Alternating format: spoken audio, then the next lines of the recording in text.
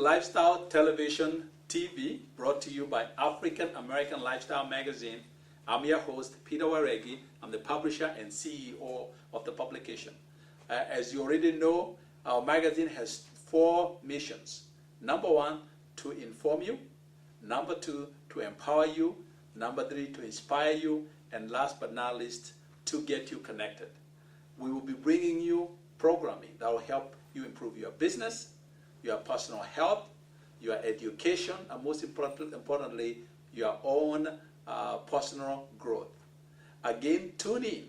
You'll be informed and you will enjoy the programming with Lifestyle Showcase Television.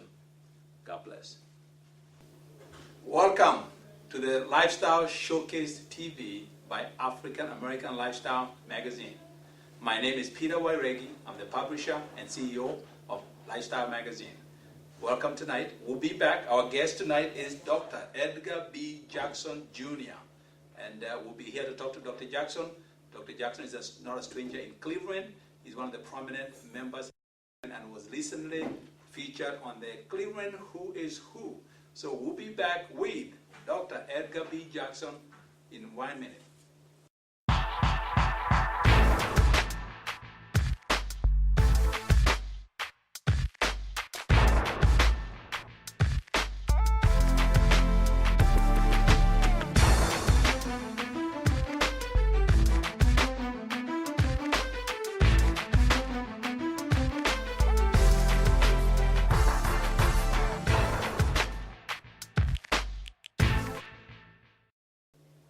Thank you. Welcome back.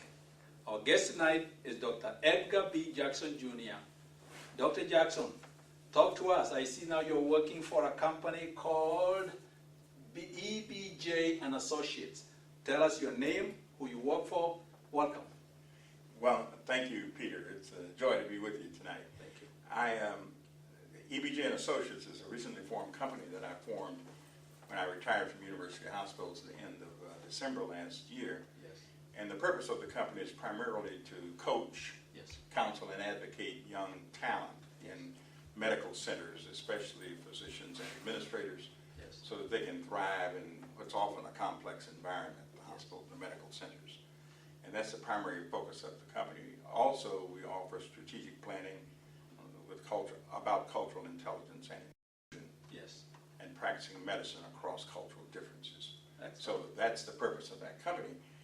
Since forming the company, however, I've also now returned to University Hospital part-time to help my friend and CEO, Mr. Zenti, as interim senior advisor to him. Thank you.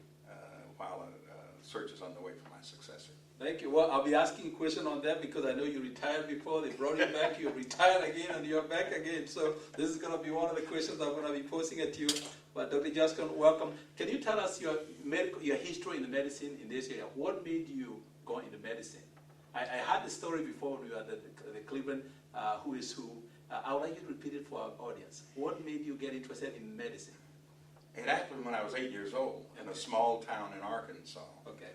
When my mother became ill and our house was in an uproar, and then we were visited, my mom was visited by the only black physician in the county. And when he came into our home, I could feel his presence in our home as the tension there began to diminish. When he finished examining my mother and giving her medication and reassuring us she would be okay, the house became a totally different place. All the anxiety left. And you were paying attention to all this? I was watching all this as an 8-year-old kid, and I'd never seen a black doctor before. He was the first one I'd ever seen. Okay. And I thought at that moment, I'm going to be just like him when I grow up. Wow. It was just like magic. How did you go from there, from the 8-year-old to where you are today? I know it's a long story, but... Well, no, it was interesting that we migrated to Cleveland when I was 13 years old. Okay.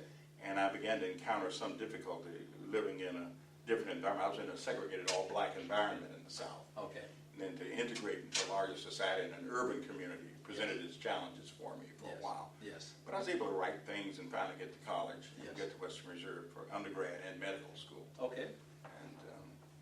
And then things worked out okay. And then that's his history. Now, how did you go from medical college to working for University Hospital? Well, it's when I finished medical school, I did my residency at Metro Health Medical Center. Okay. It was a great teaching program in internal medicine there. Then I joined the faculty at Metro Okay. and became assistant dean at the School of Medicine to start the Minority Affairs Office in 1970. Okay. When I finished my residency as well. And so I began to admit to university hospitals as well as Metro. Yes. And in a couple of years, I just migrated over to university hospitals full time. Excellent. As my admitting hospital because I lived on the east side as well. Excellent. Well, I need to tell you, our viewers, Dr. Jackson was featured in the January last year issue of the Lifestyle magazine, and I'm going to be asking him to comment on it. The headline says, Diversity in Action. Dr. Jackson, talk to us. A lot of people sometimes may not always understand what diversity means. Can you define for us, what do you think diversity means, and how does it help us? Diversity is a very fascinating concept. It really means all the ways in which we are different one from another.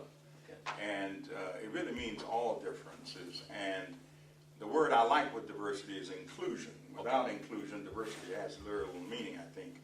When we say inclusion, that means also we need to include as many differences as possible in any team that thinks it's a whole team. Yes. So at university hospitals, it means Yes. trying to make sure we have people from all sectors of our community Yes. working in all levels of the hospital and coming together as an integrated team. Okay. The reason that's important too is because minorities, populations, as you know, suffer disparate death rates. We die faster. Okay. We have more diseases that are conquered diseases. Yeah. Often in the black community, say than the white community, and in the Hispanic community as well. Yes. Comparatively. And I think one of the ways to eradicate that disparity Yes. is to have more people from those populations, from the black community, Yes. from the Latino community, in positions of authority and throughout organizations. So that's been my motivation throughout my life, throughout my career. And I think if BBGA and associate will be doing that, how are you going to achieve that balance with the organization you are with now? Well, the hope I have is that one of the issues is we may attract some young minority talent Yes. in predominantly white institutions. Yes.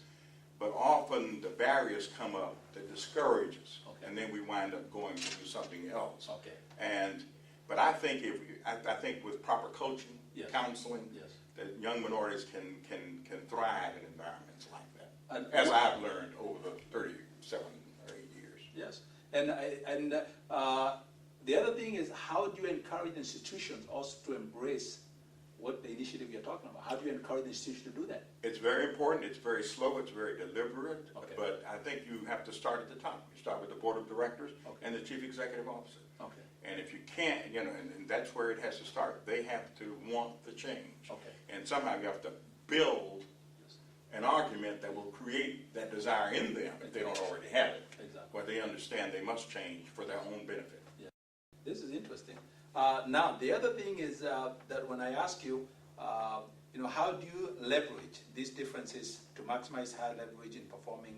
I think when I asked you this last year, you gave me some answers on how to do that. How do the institutions leverage this diversity and inclusions to include the community also?